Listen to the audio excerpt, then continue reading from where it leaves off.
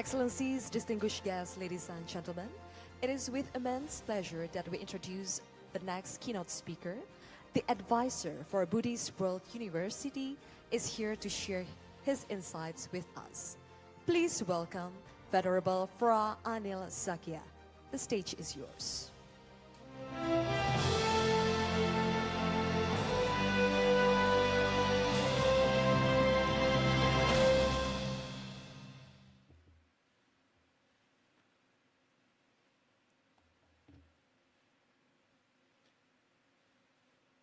Good afternoon to all. Most Honorable Chairman of the Indonesian Commerce, and of course Gus Yaya and Frank from Suchi, as well as all distinguished ladies and gentlemen here who is eager to learn something from a very different perspective.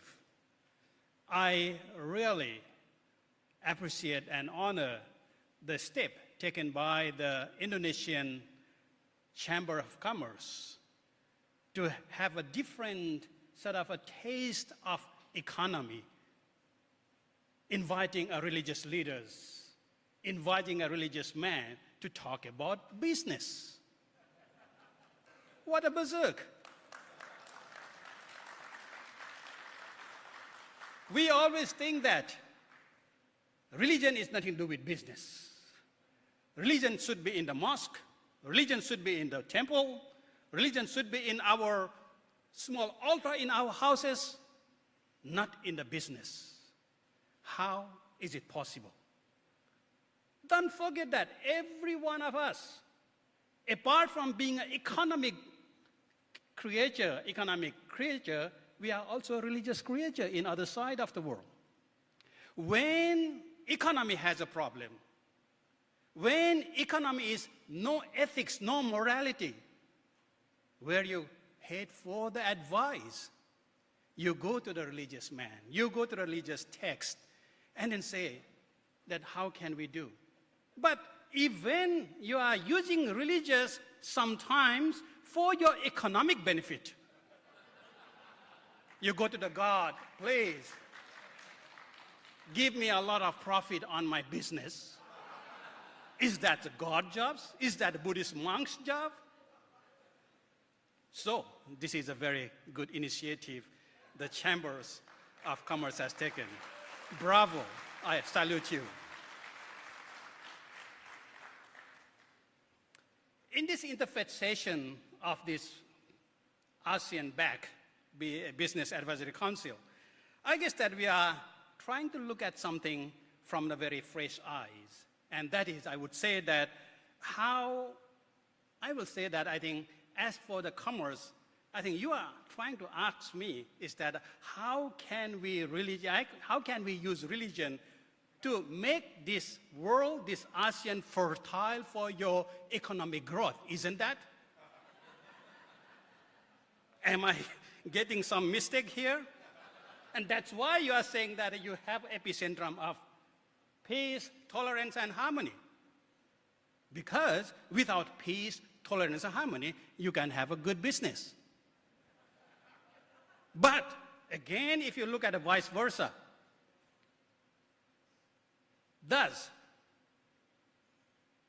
business is another part which creates the peace, harmony, and tolerance for religious and society in return. So this is the problem of what I call is chicken and egg problem. So who is to blame here? If the society is turmoil, you are saying that religious is getting a problem. And when the religious is getting problem, we say that it's an economic problem. So whose problem is that? And we are, after all, being victimized from all other sides. So I guess that in order to see that, in order to talk about this whole idea, especially to try to say at epicentrum, this is a very good and fancy word, I guess. Epicentrum of peace, tolerance, and harmony. Every region in the world, they are trying to use this kind of a phrase to say that our region is safe, our region is peaceful. But peaceful for what? Peaceful in a sense that you can make a lot of money out of this, turmoil and the violence, and it's all these things, what is going on in this world?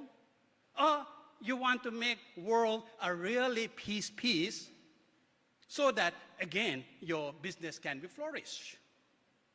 So after all, business and religion is something that we can't really separate it out. We have to combine each other and say it. For the ASEAN's sake, I would say that ASEAN has a very great asset. Generally, ASEAN is a new word. It was just coined in 1967 or after the Second World War. But don't you remember that actually we have a common heritage and a common word for this region? In the history, back in history, going back thousands of years, that is called Suvarna Bhumi and Suvarna Dwipa. Suvarna Bhumi is for the ASEAN land-based countries, nations, as archipelagos, our islands are Suvarna Dwipa. We are one. Why it is Suvarna Dwipa and Suvarna Bhumi? It's a golden land and golden islands. Why we call golden island? Because all nations around this world, they come here to dig a gold. They do the business here. They become rich here after they do the business. So this is what we call ASEAN. We have been a one from the time long ago. So in those ideas, when we started the idea of ASEAN from 1967, we are talking about three pillars of ASEAN, isn't it? The security, the AEC, and the socio-cultural pillar. The only sad thing is that AEC has been moved very far away, and then now become AEC is one of the very important reasons for economics. Whatever ASEAN moves now, the global will be tremble. Not like before. The ASEAN economy has boomed so much that whatever we say it, global tremble. Global has effect. Therefore, I say that what we call ASEAN economy has very successful. I salute for that. But what about the third pillar, ASEAN socio-cultural pillar? Nobody talk about that. Nobody do anything about that. Although the foundation of social culture is very much, important for economic growth. Therefore, this is something I would like to ask all of you. So whenever we talk about this ASEAN epicentrism, or whatever, epicentrum of peace, tolerance, and harmony, it is all about, I would say that we have this very unique, what we call Asian ways. What is Asian ways? Asian ways refers to the region's diplomatic style, characterized by informality, patience, and focus on building personal relationship. This approach encourages open dialogue and mutual understanding among member states. So it means that we do have this very unique ASEAN way that, fine, everything will be all right. We don't confront face to face. We sometimes talk informally. We sometimes go through and talk in our lunch table, which is more easier to talk. We'll go talk in the back door. This is a very, very ASEAN way to solve the problem, to solve all the crisis, which I guess that other countries, they might not have that cultures. And all these cultures is grounded on our faith-based society. In ASEAN, by the statistical, 40% of ASEAN citizens adhere Buddhism, whereas 42% are Islam. So by Buddhist and Islam, we are covering 82% of ASEAN community. And this is how the Buddhist and Islam is something, a core value. We are creating this whole ASEAN within the plurality, but at the same time, we are talking about the same idea of the message. When we talk about economy, it is generally the capitalists always talk about profit before people. But as ASEAN, we always talk about people before profit, don't we? Because this is something that we have to share the wealth, we have to share the things. That's why even the topic is called inclusivity. We have to include everyone, not leave anyone behind.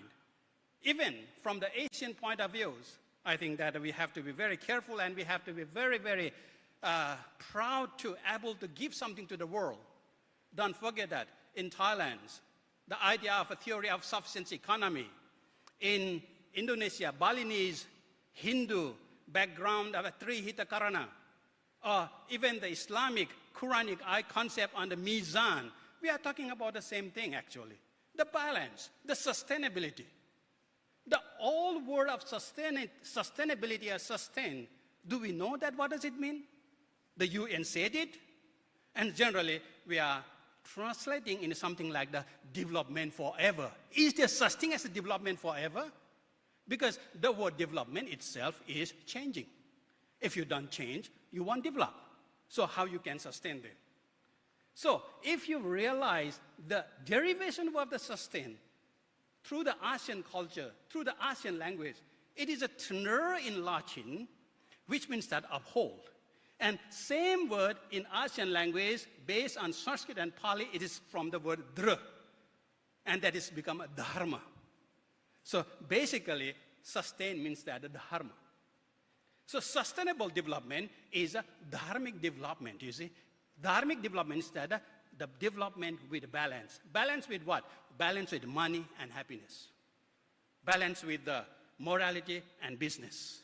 So therefore, I would say that in order to realize, in order to share this idea with the global world, as an ASEAN key role player, I would say that we should have to really work hard in order to show these ideas.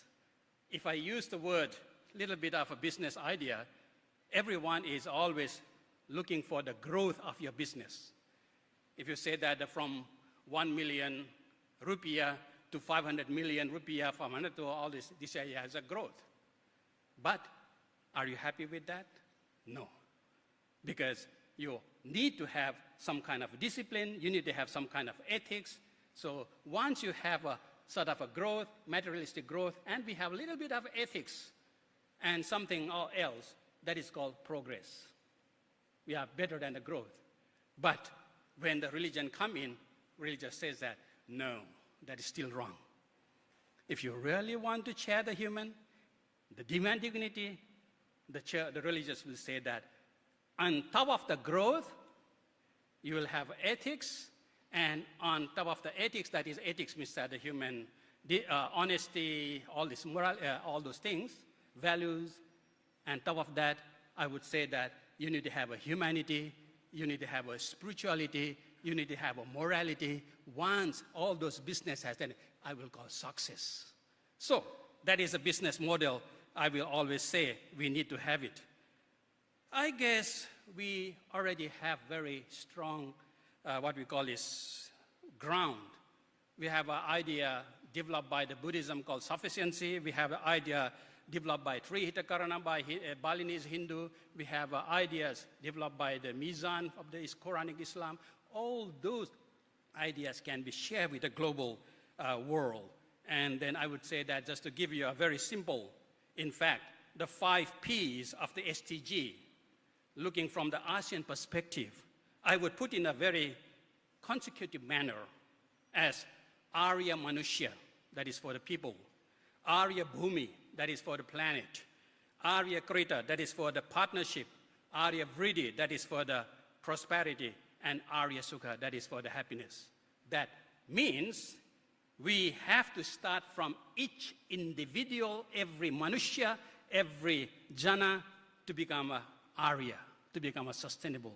In order to do that, we need to have a sustainable planet, the surroundings, the land, the office.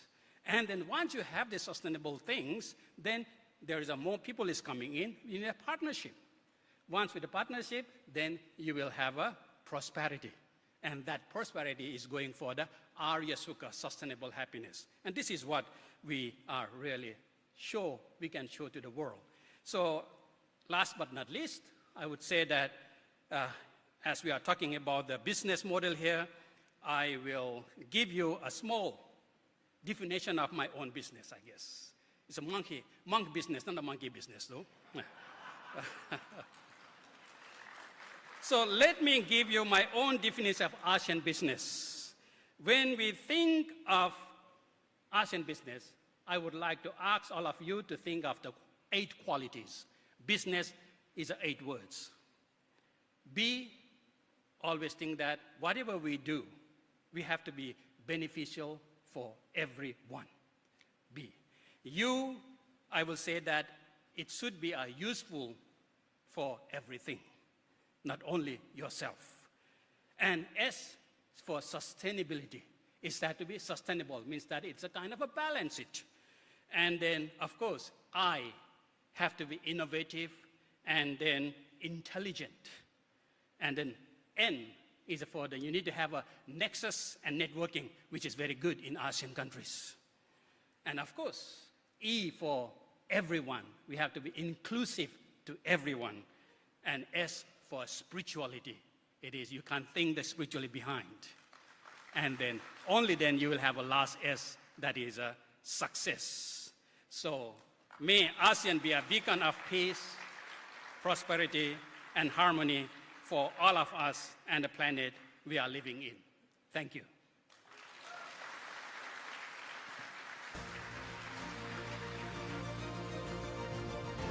Thank you very much, Venerable Phra Anil Sakya, for a very incredible remarks that given to all of us here today.